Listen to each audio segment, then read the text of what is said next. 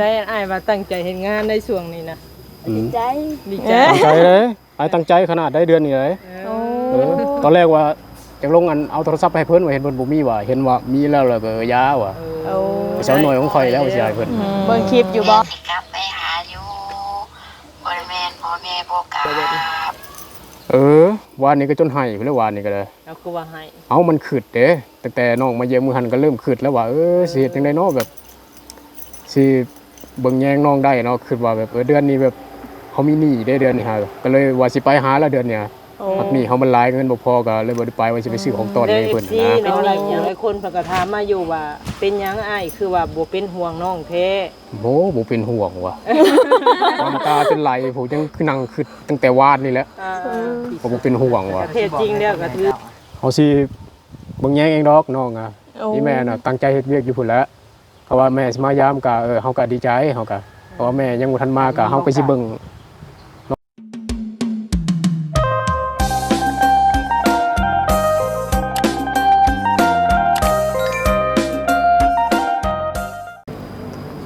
พี่น้องเนาะเปิดภาพขึ้นมาวันนี้กับสถานที่แปลกๆในพี่น้องเนาะมื้อนี้มากับสนวนและกันน้องใบเตยคือเก้าพี่น้องก่อนอื่นกราบทักทายสบายดีสวัสดีพ่อแม่พี่น้องเนาะป้าลุงกันเบิดทุกคนคือเก้าพี่น้องมื้อนี้ตามคำขอน้องใบเตยเนาะพี่น้องหลังจากที่ว่าทางสามมุกดาซื้อโทรศัพท์ให้น้องเพิ่นเนาะมื้อนี้ทางน้องเพิ่นก็เลยอยากมาหาทางอ้ายนะพี่น้องเนาะมาก่อนอันนี้ก็มีทางบ่าวทานและก็สาวนวลเนาะแต่ว่าทางสามมุกดาบ่ได้มาอาจจะเป็นครั้งแรกเนาะที่ว่าพาน้องใบเตยเพิ่นเข้ามาหาหรือว่ามาเยี่ยมมาหาทางอ้ายเพิ่นพี่น้องเลยปะเดี๋ยวก่อนอื่นพี่น้องเลยเดี๋ยวเข้าไปเบิ่งไปส้มน้ำกันเนาะพี่น้องเนาะอันนี้ก็เป็นสวนน้ำสุรินทร์สุขพี่น้องเลยก็เคยเข้ามาเล่นตั้งแต่เข้าเป็นสาวเนาะพี่น้องเนาะแต่ตอนนี้โมเมนต์สาวแล้วก็บ่ได้เข้ามาพี่น้องเลยโดยถือว่ามาตอนนี้ก็เพิ่นปรับปรุงหรือว่าปรับเปลี่ยนไปหลายพี่น้องเนาะผู้สะพานอยู่เทิงผู้ป้าพระสิไปกล้าไต่นะพี่น้องเลยเนาะเพิ่นเฮ็ดว่าให้คนไต่บ่หรือจังไดเด้พี่น้องเลยเนาะ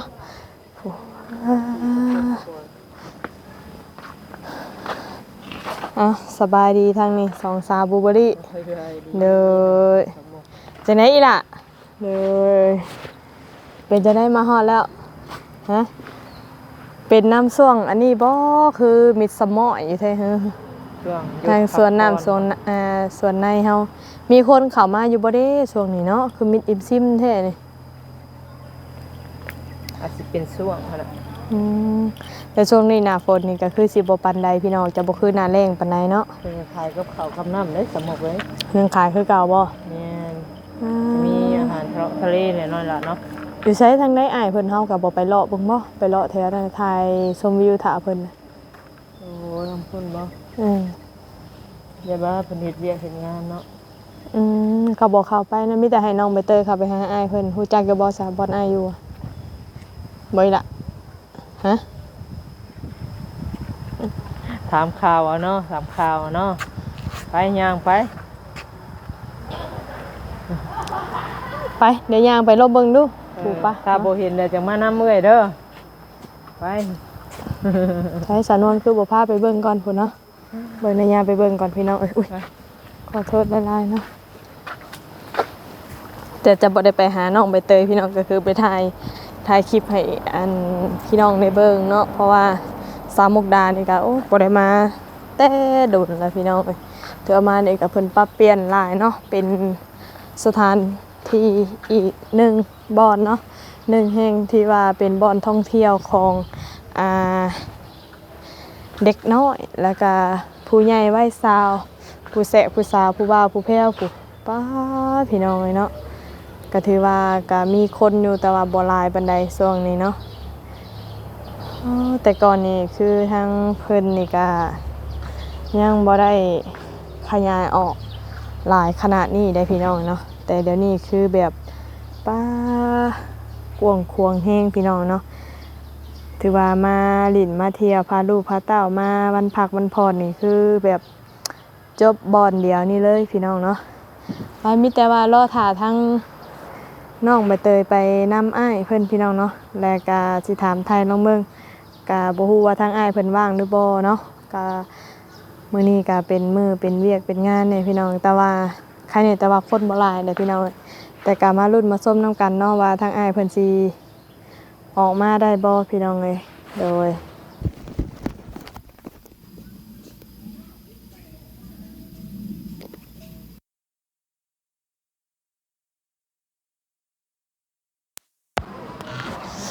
สบายดีนะบ่ อืม ก็บ่ได้ค้าเวียกปานใดครับแต่ว่าอันน้องบอกว่าให้มาหาเอ้ยก็มาก่อนว่า สบายดีป้าลุงในลูกหละ โดยสบายดี โอ้ย มีเป้าวีดอีกอันนี้ เป็นยังผู้ยามบ่หรือใด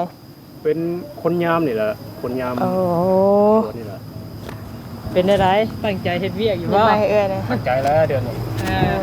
ไอ้กลับมาใกล้กันเลยลูกหละ เต็มที่แล้วเนาะ ปลดออกได้บ่เด้หมวกนะฮะหนีบเอาลูกหละ พี่บ่าว เอาใส่โคจังได๋น้องกระโซนอ้าย เออแล้วก็ไม่มันดูดกัน เอา เออ เป็นงานแทน เป็นคนยามแทนเนาะเอาใส่ระวังดูไปเตยอืม เป็นได้อ้ายว่าตั้งใจเฮ็ดงานในช่วงนี้นะ ดีใจ ดีใจ ตั้งใจเลยไอ้ตั้งใจขนาดได้เดือนนี้เลย โอ้ ตอนแรกว่าจะลงอันเอาโทรศัพท์ให้เพิ่นว่าเห็นเพิ่นบ่มีว่าเห็นว่ามีแล้วแล้วก็ยาว่ะ โอ้ เช้าหน่อยของข่อยแล้วสิให้เพิ่น เบิ่งคลิปอยู่บ่ เบิ่งอยู่ โอ้ เบิ่ง ที่แรกว่าสิเอาโทรศัพท์เจ้าของนั้นลงไปให้น้อง ตอนแรกว่าสิเอาไปให้เพิ่นว่ะ เห็นเพิ่นบ่มีโทรศัพท์ มี ว่ะ ใส่อยู่บ่อ้าย หึ มีใส่อยู่บ่เจ้าล่ะ โทรศัพท์นี่บ่ แม่น โอ้ยเอาเก็บเงินซื้อใหม่ก็ได้ดอกเฮานะ โอ้ความตั้งใจ โดย เพราะว่าถือว่าสิเอาเครื่องตัวเองนี่ไปให้น้อง ให้น้องก่อน โอ้ให้น้องใส่ไปก่อน ให้น้องใส่ไปก่อน ว้า เอาเก็บเงินซื้อใหม่ก็ได้ดอกเฮามีเวียกมีงานแล้ว เออ เพราะว่าน้องมีแล้วก็ยาก็ว่าเอ้ยซื้อให้ก็ขอบใจหลายๆเอ้ย โดยทางผู้รักผู้ใหญ่เพิ่นเอาละ โดย ได้จะเป็นสะพานบุญให้ แม่น ยังอีกบาท ใบเตยบอกข่าวดีอ้ายเด้อบ่ ไปจังได๋มีหยังหึ เอ้าแน่ได้ซะ บอกละแม่ ฮะ บ่แม่น อันใดข่าวดีหยังอยู่นี่บอกง่าย เอาลุกขึ้นมาดีๆลูกหลานลุกขึ้นมาไว้ เว้าดีๆเว้าดีกับอ้ายนะอ้ายมีเวลาคุยกับเฮาโดนได้นี่ เอาอันที่ไอ้นิวมาแจ้งจ้าเมื่อวานนี่ว่าได้ซะว่าติดต่อ แม่แล้ว ได้เฟซแล้วบ่ได้เฟซแม่แล้วเลยได้ติดต่อกันอยู่บ่ อันนี้บริส่งมา จังหวะอ้ายไปเช็ดเฟซพอเฟซอ้ายถึงแฮ็กแล้วมันไผก็บ่ฮู้เลยแฮ็กเฟซอ้ายไปอยู่นี่นะ ให้แม่ให้อ้ายฟังมึงดูอ้ายนี่บ่ได้ติดต่อกับแม่ได้จักปีได้ซะอ้ายนี่ ก็ตั้งแต่เดือนก่อนละ2-3 เดือนก่อนแล้ว โอ้แสดงว่าเพิ่นก็ติดต่อใครกว่าน้องใบเตยอยู่เนาะ ตั้งแต่เฟซถูกแฮ็กไปแล้วเขากู้คืนบ่ได้แล้วก็บ่ได้ติดต่อเลยนะ คิดว่าคือน้องใบเตยเนาะบ่ได้ติดต่อกัน10กว่าปีแล้วว่ะ แม่เราก็โทรมาอยู่ว่าอันถามว่าน้องนี่เป็นจังได๋วะอยู่พุ่นว่า เอาฟังนี่ ว่าจังได๋ ฝากบอกน้องเตยนะแม่ก็คิดฮอดคิดถึงคือเก่าย าวเหยียดเลยตรงนี้ แม่ก็สิฝากให้เพิ่น จักสิพะยังให้ ใหญ่แล้วอยู่ผู้เดียวมันอันตราย เวลาหลับเวลานอนก็ใส่กุญแจเฮือนได้ยินเสียงหยังก็บ่ต้องเปิดประตูเฮือนออกมาบ่แม่นอายบอกน้องไว้เด้อก็คิดฮอดคิดถึงคือเก่าขอบคุณขอบใจหลายๆทุกคน แม่สิกลับไปหาอยู่บริเวณพ่อแม่บ่กลับ เป็นจังได๋ความรู้สึกอ่ะ เราอยู่สุราษฎร์ธานี ฮะ อยู่สุราษฎร์ธานี อยู่สุราษฎร์ธานีหาดสมุยพุ่น น้ ล่ะ องไปมื้อนี้แม่ฝาก เราบอกไอ้นิว ระบบไอ้นิวบ่ได้บอกไผ อืม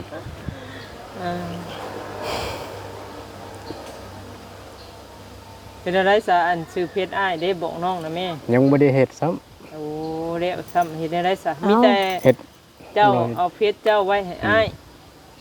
เพชรเฮาน้องใบเตยเซโน หึ ภาษาไทย น้องเตยน้อง น้องไปเตยเซโนน้องเตยเซโนภาษาไทยว่าสิน้องเตยแล้วก็ยาวว่าหน่อยหนึงแล้วก็เซโน ร้อยเฮ็ดเพชรแอดไปหาดอกไว้ติดต่อก ะอันให้น้องก็เฮ็ดไว้ๆในเนาะอีกอย่างน้องเพิ่นก็นี่แหละพอได้ถามไทยกันเนาะแบบว่าอ้ายน้องหั่นแหละเพราะว่าอีกอย่างนางก็อยู่ผู้เดียวนะ เพิ่นก็ตั้งใจว่าสิมาเอาเพชรอ้ายได้เอ่ยจังพามา แม่นก็คิดฮอดอ้ายว่าซั่นเนาะ ขออ้าย ขึ้นฮอด อืม โอ้ยบ่ได้ไกลกันปานนั้นก็สิมันขึ้นฮอด FC อ่ะโอ้ยคือบ่กอดกันให้เบิ่งแหน่ว่าซั่นความเป็นห่วงบ่ใหญ่แล้วก็คิดฮอดคิดถึง เป็น เพิ่น ได้ เนาะ สะอ้ายก็จิตใจแบบว่า โอ้วาน นิ่งอยู่ว่าเรื่องน้องแบบว่าอยู่คนเนาะคนเดียวแบบนี้ วานนี้ก็จนไห้ไปแล้ววานนี้ก็ได้ แล้วคือว่าให้ เอามันขึ้นเด้ตั้งแต่น้องมาเยี่ยมมือหันก็เริ่มขึ้นแล้วว่าสิเฮ็ดจังได๋เนาะแบบสิเบิ่งแยงน้องได้เนาะคิดว่าแบบเดือนนี้แบบเฮามีหนี้ได้เดือนนี้ฮะก็เลยว่าสิไปหาแล้วเดือนเนี้ย โอ้ พักหนี้เฮามันหลายเงินบ่พอก็เลยบ่ได้ไปว่าสิไปซื้อของต้อนหยังให้เพิ่นน่ะนะ เป็นหนี้หยังคือว่าหลายแท้ โอ้ยหนี้อาหารน้ำอ้ายผู้เรามาขายของกินอยู่นี่แหละ เอาเซ็นไว้บ่ เซ็นไว้เพิ่นให้เซ็นเด้อ เอ้าบ่ เดื แม่ อน น ละ ว่า ก็จักให้ กินอ เพิ่ ยู่ น นี่บ่สละ อยู่นี่บ่ อืม อยู่นี่ก็เพิ่นเลี้ยงเพลแรงตอนเช้าหากิน แบ เอบ ง ประเภทกับข้าวนอกจากเพิ่นเลี้ยงนะเจแบบเพิ่นคนมาขายมาหยังมานี่บ่ โดย โอ้เป็นหนี้เพิ่นเท่าไหร่นึงล่ะ ประมาณ 400,000 โอ้ เส้นกินจังซี่บ่ โดยของเรามาขายแต่ละเทื่อก็บ่ได้ต่ำกว่า5ดอกประมาณ10 15 อืม ยังทั่วสิก็ได้ แพง มัน เนาะ ของมันราคาแพงสมมุตินี้ มันก็หลาย เราก็อยากได้กำไรแน่เด้ แล้วเงินเดือนน้องอยู่นี่เพิ่นให้เจ้าเดือนเท่าไหร่ซะเนาะ อยู่นี่บ่ก็บ่ได้หลายดอกดำล้าน2ล้านปลาย โอ้ก็แล้วแต่หน้าเวียกเฮาแม่น โด บ่ ย โอ้ เอาแล้วล่ะเอ้ย ก็ดีแล้ว เฮ็ดไป มี สู่ไปให้ได้ซะ คนอันเบิ่งคนแยงมีบ่อนที่พักผ้าอาศัยเนาะก็ยังว่าโอเคอยู่นี่ก็ดีแล้วเจ้าได้อยู่ในนี้นํเพิ่นนะอีกอย่างก็เฮาก็มีเงินรับเงินเดือนให้คือพนักงานเนาะบัดนี้กินอยู่บ่อนอยู่อันหยังนํเพิ่นเบิด ที่แรกเราก็คิดว่าอันน้องอันแบบว่าอยู่พุ่นเด้เราก็บ่ได้คิดร้ายมานี่มาอยู่คนเดียวบัดคิดร้ายบัด โอ้ แต่มาอยู่คนเดียวเนี่ยเขาก็เริ่มคิดแล้ว มันอยู่คนเดียวอยู่หั่นเนาะคิดว่ามันสิเป็นจังไดเด้อยู่หั่นเนาะ อืมก็ เมื่อวานนี้ก็ฝนตกก็นั่งซึมอยู่หั่นแล้วนั่งคิดอยู่นั่นน่ะ อื กิน ม น้ำตาไหลพุ่นแล้วเนาะมันคือฮอดเนาะ บรรยากาศ เป็นห่วงมันเป็นห่วง บรรยากาศฝนตก เป็นห่วงเด้ หนึ่งมาเฮากับพี่น้องเฮาก็มีกันซ้ำนี้เนาะ มีกันอยู่ซ้ำนี่เนาะ พ่อแม่ก็คือเว้าหั่นแหละพี่น้องเนาะก็พัดภาคว่าซั่นซะเนาะสำบากกำพร้ากำพ่อนั่นเนาะส่งพี่น้องเพิ่นนี่ก็ได้พ่อแม่ไปคนทางน้องนุ่งไปคนทางบัดพ่อได้รู้จักกันเห็นน้องเห็นนุ่งมาก็คือเว้าหั่นแหละเนาะสายเลือดเดียวกันญาติพี่น้องก็คิดเป็นห่วงหั่นแหละพี่น้องเอ้ยก็ห่วงรักนั่นแหละเพราะว่าอันน้องใบเตยเพิ่นอีกอย่างเพิ่นก็เป็นผู้หญิงเนาะบัดอยู่ผู้เดียวพี่น้องเอ้ยถือว่าคือเดือนนี้หาคือว่าตั้งใจเลยว่าสิเก็บเงินแล้วไปหาน้องเนาะเดือนนี้ แต่ละเดือนก็ไปแล้ว โอ้ ลาขอกับหัวหน้าเพิ่นว่าขอพยายามน้องหน่อยเด้อว่าจักมื้อ2มื้อว่า จับว่าน้องอยู่เฮือนน่ะเนาะ มันฮู้ว่าอยู่หั่นแล้วเด้มันฮู้แล้วเด้อว่าตกไปทางไรบัดนี้ก็ได้ แม่ เพราะว่าอยู่หั่นก็ได้ กับมื้อหนึ่งสองมื้อก็ได้เนาะหรือว่ามื้อหนึงก็ได้นะใครอีดอกมันใกล้อยู่ มื้อหนึงก็พอแล้วเขาก็ ไปเช้าแรงกลับก็โอเคแล้วลุกขึ้นมาเต้ยล่ะลุกขึ้นมา เมื่อยขาเมื่อยขา อ้ายแล้วอ้ายบ่เห็นปวดเนาะอืม ตักสู่แล้วอ้ายบะนี่เพื่อน้องไว้เตย บัดนี้คือว่าแบบสู้เต็มที่เนาะบัดนี้เนาะสิตั้งงบตั้งใจเฮ็ด ตั้ง เวียก ใจแล้วเดือนนี้ตั้งใจตลอดไปแหล้ว จะตลอด โอ้ย ไป พี่น้อยซึ้งคนโอ้ก็ถือว่าดีแล้วเนาะที่ว่าคิดได้เนาะที่ว่าแบบยังแบบมีใจสู้แบบเพื่อน้องเพื่อนุ่งเนาะ แม่ คือว่าอะไรคือที่ผ่านมากะสู้อยู่บ่แม่นว่าบ่สู้กะสู้ค่ะแต่ว่าเฮาก็คิดว่าโตเฮาผู้เดียวเนาะทั้งเทื่อบัดเมื่อยบัดเฮาไปอยากพักอยากหยังแมันบ่น้องแต่นี่ผัดสิพักบัดเอาคิดใส่เห็นหน้าน้องขมำอยู่แล้วบัดนี้ เจ็บเป็นจังไดก็ต้องลุกแล้วคันบ่เป็นแห้งก็ได้ อาการเจ้าดีขึ้นนะบ่ล่ะ โดยดีแล้ว หลังจากไปหาหมอเนาะ โดยหายใจสบายแล้วตอนนี้ก็ได้ช่วงแรกๆมันหายใจลำบากหายใจแล้วมันเจ็บ เอ้ยมาเฉย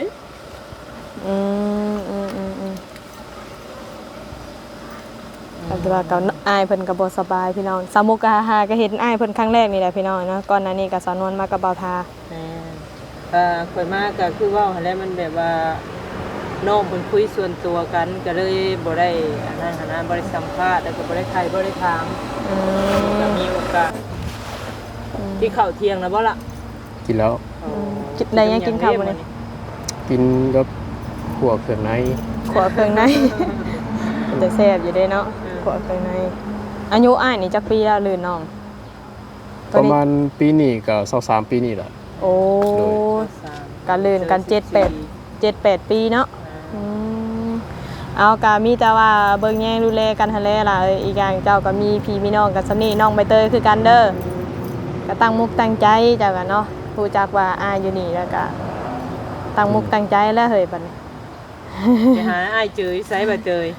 ผู้หันคือ หนังจะเป็นชั่วโมงเท่านั้น นางโลบ่ แล้วอ้ายไปไสบัดนี้ โอ้ยนั่งบักเถียงแถวๆนี้แหละเราลงมาเวียกเห็นอันแม่เวียงเราเอิ้นว่ามาหาน้องนะแม่ว่าเด้ก็เลยเห็นนี่แหละ เป็นในความรู้สึกตอนที่ว่ามาหาน้องแล้วแม่แบบรู้จักว่าน้องมาหาบัด หืม ดีใจบ่ ลึกๆก็ดีใจแหล้วเก็บอาการไว้ เก็บอาการนี่เก็บอาการ เป็นอะไรอาการมันตื่นเต้นบ่หรือว่าได ดีใจ โอ้ดีใจ เห็นยังอยู่ดีมีแห้งก็ดีใจแล้วเฮาก็ได้สบายใจไประดับหนึ่งแล้ว แล้ว FC เนาะหลายคู่หลายคนเพิ่นก็ถามมาอยู่ว่าเป็นหยังอ้ายคือว่าบ่เป็นห่วงน้องแท้ โหบ่เป็นห่วงว่ะ น้ำตาเป็นไหลผมยังคือนั่งคือตั้งแต่วาดนี่แหละ ก็บ่เป็นห่วงว่ะ แต่แท้จริงแล้วก็คืออ้ายนี่ก็ยังเป็นห่วงน้องอยู่แต่เฮ็ดหยังบ่ได้ก็คือแบบว่าหน้าที่ก็คือหาเงินเนาะ แม่ หาเงินอาชีวิตเมื่ออยู่น้ำน้องก็เป็นไปบ่ได้เนาะสมมุติ แม่ รถดังก็รถขี่ก็บ่มีแม่นบ่ล่ะถ้ามีรถจักรคันหนึงก็เที่ยวไปเที่ยวมาได้อยู่เนาะ โดย ก็คือว่าอะไรพี่น้องเอ้ยเนาะหลายคนเพิ่นก็บ่เข้าใจในสิ่งนี้ก็คือทางน้องเพิ่นนี่ก็มีความห่วงใยกับน้องสาวเนาะที่ว่าเป็นผู้หญิงนั่นล่ะพี่น้องเอ้ยเพราะว่าอยู่เฮือนกับผู้เดียวพยาน ก็คือเว่าหั่นแหละเนาะคันสิว่าให้เราไปหาทุกมื้อมันก็บ่ได้เนาะเราก็มีหน้าที่รับผิดชอบก็คือเราเว้าหั่นแหละพี่น้องเอ้ยเนาะเราว่าเดือนนี้เราว่าสิตั้งใจเก็บเงินและซื้อของฝากของต้อนเล็กๆน้อยๆไปหาน้องสาวแล้วเราว่าเนาะโดย ชื่อหยังเด้ให้ใบเตยเนาะรอเด้อใบเตยเด้อสิ้นเดือนนี้เด้อ เครื่องอยู่เครื่องใช้มันเดียวก็เสื้อผ้าตัวใหม่แล้ว เอ้าความตั้งใจเลยเนาะโอ้ยข่อยเห็นแล้วข่อยก็ซึ้งใจแทนเนาะ อยู่เพื่อนเพิ่นกับมีอันแนวกินพอพิดเดือนนี้อยู่บ่เพิ่นก็ได้นี่นะ เพิ่นบอกอ้ายบ่นี่ บ่เฮาถามเฮาอยากรู้ว่าเดือนนี้หามีแนวกินยังอยู่ได้พอเดือนหนึงอยู่บ่ไว้เดือนหน้าสิไปหา เพิ่นถามกันแล้ว บ่คือเราถามตอนนี้เลยแล้วว่าคือของ คัน กิ ว่ามันขาดมันแค่ละเดือนหน้าสิซื้อลงไปให้ เพิ่นถามตอนนี้ ตอบอ้ายจิบเจือลูกล่ะยังพอได้อยู่บ่สำหรับเดือนนี้นะ ได้อยู่ เนาะเราจะบ่ได้เป็นห่วงคันคือว่า ยันเจ้าหิวยังหะดอก เป็นห่วงอยู่เราก็ได้เนาะเฮ็ดจังได๋ เอาก็มีแต่ว่าทั้งอ้ายก็ตั้งมุกตั้งใจเด้อล่ะเด้อเก็บเงินเก็บคำหั่นแหละเนาะฮู้ว่าน้องนุ่งก็มาอยู่พี่แล้วบัดนี้อีกอย่างก็เป็นห่วงคือกันเนาะก็เข้ามาเยี่ยมน้องเพิ่นทุกมื้อหั่นแหละ โดย แล้วก็ได้ยินข่าวแบบวัยรุ่นมากวนก็เป็นห่วงอยู่ตัวนี้ก็เนาะอีกอย่างก็นึงน้องเพิ่นก็เป็นผู้หญิงเพื่อนซานลานแป้นก็คือเห็นหั่นแหละเนาะเจ้าก็คือสิเห็นอยู่ว่าเฮือนหลังนั้นเนาะมันก็สุดโทรมหลายแล้วเฮือนหลังนั้น บ่ชมหน้าอ้ายเด้อใบเตย สบายดี มาบ่ได้โอ้ยสวัสดีเนาะ เด้อ มาอยู่นี่ ถอดดูหมวกได้เบิ่ง เจ้าก็ถ่วง พ่อ เนาะ บ่รอดอกหน้าตาบ้าน โอ้ คำคมคำคม เป็นสี่แล้วเรากันเนาะแต่ยังดีแบบว่ามาเย็นๆงานนี้ เด้อก็มีบอลอันนี้แต่ช่วงนี้การงานเฮาเป็นจังได๋ขู่คนหลายบ่ช่วงนี้เข้ามา ๆก็ช่วงนี้ก็บ่ค่อยหลายดอกก็คือดำเห็นนี่แหละพอมีแต่ก็บ่หลายปานใดมันฝนตกแน่อากาศมันก็บ่ได้ร้อนหลาย มันบ่คือช่วงหน้าแล้งเนาะ โดย มีเบียมีงานยังก็เฮ็ดไปเนาะที่ของเฮาอะไร เพิ่นใส่ยังหัวหน้าพาไปเฮ็ดใส่ก็ไปเอาก็ได้ ออกอยู่ว่าข้างนอก ข้างนอกนี่บ่สู้ได้ออกเลยส่วงคันแบบเพิ่นบ่ได้พาไปเล่นไปเที่ยวก็บ่ได้สู้ไปก็ประจำอยู่แต่นี้ ถือว่าได้ไปเที่ยวอยู่ได้นี่ แต่ว่าวันน่ะพาไปเที่ยวอยู่เนาะ โดย มานี่น้องใบเตยมายืนเฮียงกันมึงดูคือกันบอก ติดกัน แม่จะเบิ่งคลิปให้ได้แม่เด้อได้ แต่ อยากฝากหยังเห็นอันเทิงแม่อยู่บ่นี่ทางซองเนี่ยเอา เจ้าจะ สมมติว่าแม่เบิ่งคลิปอยู่หั่นนะตอนนี้ คันว่า อีแม่ได้เบิ่งคลิปนี้เนาะก็เฮาก็ได้พ่อน้องแล้วเนาะน้องก็ใหญ่เติบแล้วเฮาก็หายเป็นห่วงในประมาณหนึงแล้วเฮาก็ได้ เด้อ เพราะว่าเห็นมันอยู่ดีมีแห้งก็ได้ อืม เพราะว่าแม่ยังเบิ่งเนาะเพราะว่าแม่ขึ้นฮอดไลน์กับนะลูกสองคนนี่ก็ขึ้นฮอดแม่อยู่ซุมื้อหั่นล่ะ เด้อ ซุมื้อนี้เฮาก็บ่ได้โทรหาอีแม่เพิ่งแล้วเพราะว่าเฟซเฮาถูกแฮ็กบ่แม่นได้ดอกเฮาบริสุทธิ์ติดต่อ อืม ทาง เอา มีโทรศัพท์อยู่บ่ มี เดี๋ยวบานิวเอาเพจให้ เด้อ มีละ โดย อืม เอาน้ำเขาก็ได้ สมมุติว่าได้คุยกับแม่อยากเว้าหยังสำคัญที่สุด จะสิบอกหยังกับแม่เจ้าอ่ะ เฮาสิเบิ่งแยงเองดอกน้องอ่ะ โอ้ อีแม่น่ะตั้งใจเฮ็ดเวียกอยู่พุ่นแหล้วเพราะว่าแม่สิมายามก็เฮาก็ดีใจเฮาก็เพราะว่าแม่ยังบ่ทันมาก็เฮาก็สิเบิ่งน้องนี่แหละ มีโอกาสก็มาได้เนาะ ก็มีโอกาสก็มาได้เขาว่าเพราะว่าอยู่หันน่ะมันมีเวียกงานลำบากหลายก็บ่เพิ่งมาก็ได้เพราะว่าอยู่นี่น้องก็เฮาก็เบิ่งแยงอยู่อ่ะ อ่า ตั้งแต่เดือนนี้แล้วไปนี่ตั้งแต่เดือนนี้เป็นต้นไปแล้ว โอ้คัน เบิ่ง สิ แยง เว้า เบิ่งน้องนี่แหล้วไอ้น้องกันน้องสองคนนี่ก็เนาะ คือที่ผ่านมาคือน้องเองกับผัวน้องใบเตยนี่ออกมาอยู่ผู้เดียวเนาะ เขาบ่ฮู้บ่ได้ข่าวเลย โอ้บัดนี้ฮู้แล้วก็คือว่าอะไรพี่น้องเลยเราอะก็เป็นห่วงเนาะ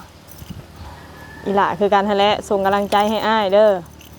ตั้งมุกตั้งใจบัดนี้ มาอยู่นิ่งแน่น้องเจ้ามึงนี่เฮ็ดนี่เฮ็ดนั่นอุ้ยลูก บัดอ้ายผัดนิ่งพ้นเนาะอ้ายนี่ เพราะ เจ๊เข้าป่าแล้วคือฮกซะมาแล้วเนาะ อะเดมาพี่ว่าพี่อืม มายืนนี่มายืนตรงกันสิ อืม อ่ามาอยู่นิ่ง เด้อแบบคือออกมาโดนซีเพิ่นก็บ่ว่าหยังบ่ บ่ก็บ่ได้ว่าดอกบางเทื่อเราก็ถามเอาไปซ้ายว่าบางเทื่อก็ได้ เอาแต่เพิ่ ก็ น มาหามาซุมื้อนี่แหละ เอาหาบ่เห็นเนาะอันนี้ก็คือจุดประสงค์มามื้อนี้ก็คือซื้อโทรศัพท์ให้น้องเพิ่นเนาะ โดย น้องเพิ่นเลยอยากได้เฟซเจ้า โดยขอบใจหลายๆเลยขอบใจหลาย โดยก็เลยพามาหาอันอยู่พี่เนาะพี่น้องเลยมื้อนี้กลับมาก็มีแต่ว่า